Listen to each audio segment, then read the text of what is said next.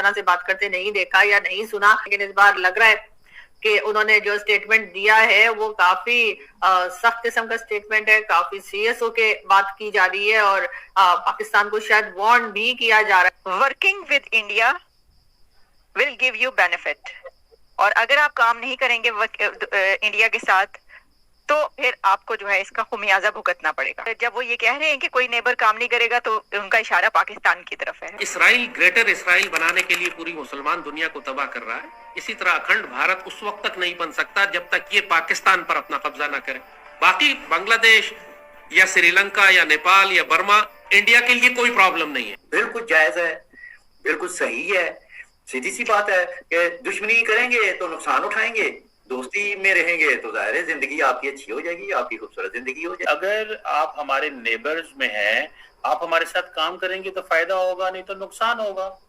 और एक बस पाकिस्तान है जिसका मसला थोड़ा डिफरेंट है। हिंदुस्तान मिलकर अफगानिस्तान के साथ क्या नहीं कर रहा है, तो ये शुरू हो गया है। अगर आप लड़ना चाहते हैं लड़े, मगर उनको पूरा यकीन है कि टेक्नोलॉजी, वेपनरी और सब चीज हमारे पास। Working with India will give you benefit, और अगर आप काम नहीं करेंगे इंडिया के साथ तो फिर आपको जो है इसका खुमियाजा भुगतना पड़ेगा। कितनी सच्ची है उनकी ये बात, और जब वो ये कह रहे हैं कि कोई नेबर काम नहीं करेगा तो उनका इशारा पाकिस्तान की तरफ है। जी सर, ओवर टू यू। जी सच्ची बात है, मैं बल्कि खुश हुआ हूँ जयशंकर साहब की स्टेटमेंट से।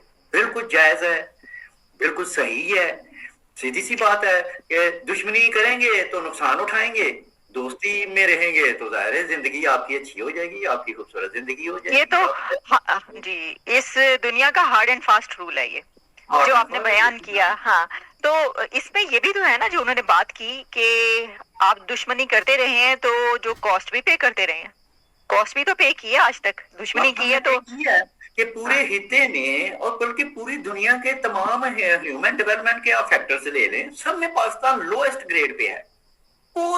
कोई भी इंसानी जिंदगी की खूबसूरती का, तरक्की का कोई भी फैक्टर ले लें, पाकिस्तान सबसे लोएस्ट पाया जाता है। तो बात यह है कि ये हमने कॉस्ट पे की है और कर रहे हैं। पाकिस्तान आपको पता है कि हमेशा से कर्जा मईशत पे चल रहा है, ठीक है जी, भीख मांगते हैं हम। तो अब ये एक और चीज में फैक्टर भी इसको शामिल करूं आर्या जी, वो ये है कि पाकिस्तान में जो मजहबी एक्सट्रीमिज्म है पाकिस्तान में, वो भी इंडिया दुश्मनी की पैदावार है। अगर हमारे इंडिया के साथ अच्छे ताल्लुकात हो जाए, रिलेशन होते, आना जाना होता, एक दोस्ती का रिलेशन होता हमारा, तो देखिए हमारे यहाँ इस्लामिक एक्सट्रीमिज्म भी ना होता। पाकिस्तान को नींद नहीं आ रहे दोस्तों, जिस तरह भी पाकिस्तानी मीडिया में देख रहे हो, जिस तरह पाकिस्तानी मीडिया में चर्चा हो रही, इसलिए चर्चा हो रही कि हिंदुस्तान दोबारा मतलब पाकिस्तान पर हमला करेगा। जिस तरह ऑपरेशन सिंदूर पहला जिस तरह मतलब पाकिस्तान पर हमला किया, जिस तरह भी मतलब उसका जो मतलब इफेक्ट जो पाकिस्तान में दिखाई दिया, जिस तरह भी जो हिंदुस्तानी एयर फोर्स ने पाकिस्तान के अंदर मतलब हिंदुस्तान का मिसाइल, हिंदुस्तान का ड्रोन जिस तरह भी तबाही मचा दिया मतलब पहला जो ऑपरेशन सिंदूर में। क्योंकि अभी देखिए हिंदुस्तान गवर्नमेंट ने भी बोला है ऑपरेशन सिंदूर अभी तक खत्म नहीं हुआ है दोस्तों, अभी भी जारी है। अगर पाकिस्तानी कुछ सरगर्मी करेगा हिंदुस्तान के अंदर तो उसका जवाब मतलब गोली से नहीं गोले से मिलेगा दोस्तों। ये हम लोग का प्राइम मिनिस्टर भी बोला है, जो हम लोग का जो डिफेंस मिनिस्टर राजनाथ सिंह भी बोला है, और जो होम मिनिस्टर भी बोला है दोस्तों। लेकिन दोस्तों अभी पाकिस्तान में ये डर दिखाई दे रहा है, जिस तरह भी पाकिस्तान का नींद नहीं आ रहा है दोस्तों। पाकिस्तानी फौज हो, पाकिस्तानी गवर्नमेंट को, इस्लामिक एक्सट्रीमिज्म जो है ये हिंदू नफरत ने पैदा किया हुआ है और हिंदुस्तान दुश्मनी ने पैदा किया हुआ है। तो मेरे ख्याल में ये तो बड़ी ही सीन बात है, बड़ी बहुत खूबसूरत बात है ये स्टेटमेंट जो उन्होंने दी है। इसका एक और एंगल जिस पे मैं आपसे बात करना चाहूंगी वो ये है कि देखिए जो उन्होंने ये बात की कि जो हमारे साथ नहीं मिलकर चलेगा तो वो नेबर जो हैं उनको कॉस्ट पे करना होगी। और इससे एक तो हमने देखा कि जितने और कंट्रीज हैं अर्शद साहब, आप देखें नेपाल है, भूटान है, श्रीलंका है, साउथ एशिया में देख लें कितने कंट्रीज हैं, वो सब के सब जो हैं वो इंडिया के साथ बड़े ही अच्छे उनके रिलेशन हैं। और अफगानिस्तान तक जो कभी हमारा हुआ करता था बड़ा ही मतलब क्या कहूँ अब मैं, जंजीरें तोड़कर, गुलामी की जंजीरें तोड़कर आजाद हुए थे वो भी अब इंडिया के साथ जो है वो शीरो शक्कर हैं, बहुत अच्छे ताल्लुकात उनके। और फिर इंडिया का कितना बड़ा बजट, वो अपने बजट में इन सब कंट्रीज के लिए हजारों करोड़ रुपए देते हैं हर साल जब भी बजट आता है। वही हजारों करोड़ पाकिस्तान को भी मिलते और मिला करेंगे अगर वैसे ही रिलेशंस पाकिस्तान के भी इंडिया के साथ हो तो हमारा, यानी आप ये देखें कि IMF की तो जरूरत नहीं पड़ेगी। आप अगर इंडिया कहता है कि इस खित्ते को लेकर मैं आगे जाना चाहता हूँ, यानी मुझे तरक्की करने दो, मैं सबको तरक्की करवाऊंगा, जो कि वो कर रहा है, तो फिर पाकिस्तान भी उसमें शामिल हो और IMF की जरूरत ही ना पड़े। क्या इस हद तक आप सोच रखते हैं? आपको पता है कि जी हमारा तो किसी साउथ एशियन किसी कंट्री के साथ हमारा को आना जाना ही नहीं है, किसी की फ्लाइट नहीं है, किसी की एयरलाइन हमारे पास नहीं चलती। मैं अगर नेपाल जाना चाहूँ ना, मसलन पाकिस्तानी, तो पता है उसकी मॉनेटरी कॉस्ट भी उतनी है जितनी अमेरिका की टिकट की है, और जितने घंटे अमेरिका पहुंचने में लगते हैं उससे ज्यादा घंटे जो है ना नेपाल पहुंचने में लगते हैं पाकिस्तानी को। तो ये एक एबनॉर्मेलिटीज हमने पैदा की हैं, ये फनी चीजें हमने पैदा की हैं। ये कोई मुश्किल मतलब कि इसके लिए कोई फलसफा नहीं चाहिए, ये बड़ी सादा बातें हैं। 2025 में हमें अपने सर्वाइवल की जंग उसी तरह लड़नी पड़ेगी जैसे बाकी मुसलमान मुल्क लड़ रहे हैं। हमारे बिल्कुल दरवाजे पर एक बहुत बड़ी एटमी ताकत किसी भी वक्त पाकिस्तान में दाखिल होने के लिए तैयार है। हमारे बदतरीन दुश्मन जो हमारा वजूद मिटाना चाहते हैं और पाकिस्तान को भी उसी तरह भारत में शामिल करना चाहते हैं जैसे रूस ने यूक्रेन को शामिल कर लिया है, या इसराइल शाम को शामिल कर रहा है, या गजा को शामिल करना चाहता है। हर मुल्क ग्रेटर की आइडियोलॉजी रखता है। ये पाकिस्तानी कौम को ये बात बहुत अच्छी तरह समझ लेनी चाहिए कि पूरी मुसलमान दुनिया के लिए ये बोनस टाइम चल रहा है। अगर आप तैयारी नहीं करेंगे, समझेंगे नहीं, फिर दास्तान भी आपकी नहीं होगी दास्तानों में।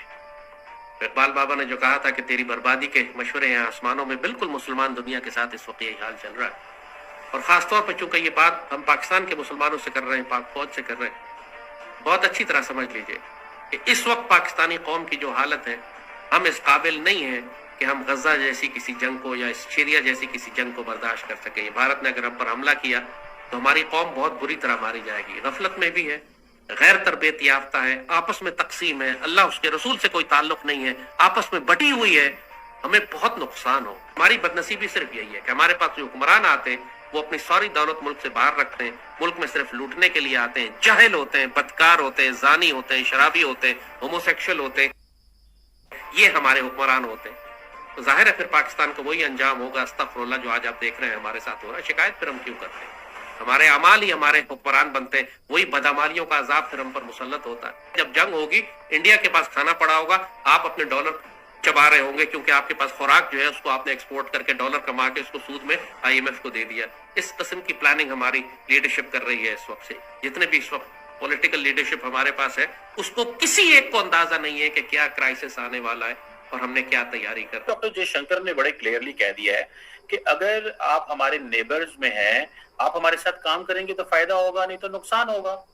और एक बस पाकिस्तान है जिसका मसला थोड़ा डिफरेंट है। सो जयशंकर साहब जो है ना, वो मैंने नोट किया है कि over the period of time उनका स्टाइल, उनका लहजा, उनकी चीजें सख्त भी होती जा रही है। Not working with India has a cost. जी सर, हर वक्त मतलब हिंदुस्तान का नाम ले रहे, मतलब पाकिस्तानी मीडिया में ये दिखाई दे रहा है मतलब हिंदुस्तान मतलब दोबारा पाकिस्तान पर हमला करेगा दोस्तों।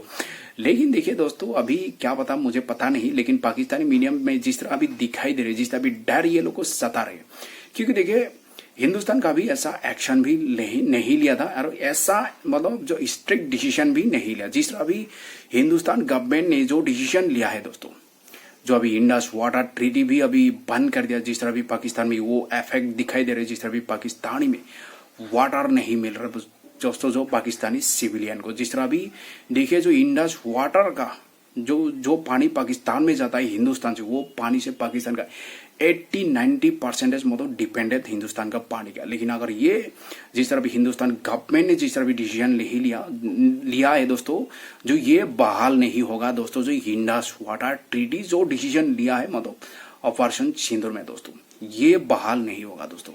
ये भी इफेक्ट पाकिस्तान में दिखाई दे रहे दोस्तों। तो इसलिए पाकिस्तान को क्यों डर सता रहे, क्योंकि देखिए अभी हम लोग का जो प्राइम मिनिस्टर भी ये देखिए 2 दिन पहले जो अभी जैन कम्युनिटी में जिस तरह अभी जो हिस्सा ले वहां पे भी ये बात बोला है दोस्तों।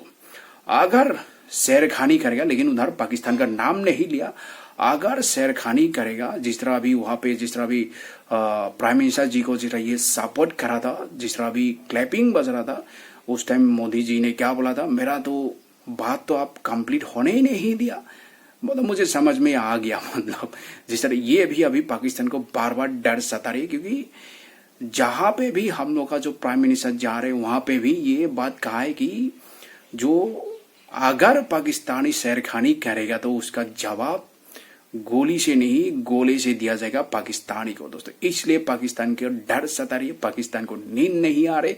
हर वक्त पाकिस्तानी चैनल में ये डिस्कस हो रहे, पाकिस्तानी मीडिया में हो, पाकिस्तानी मिनिस्टर हो, पाकिस्तानी संसद में भी ये बातें हर वक्त चर्चा हो रहे।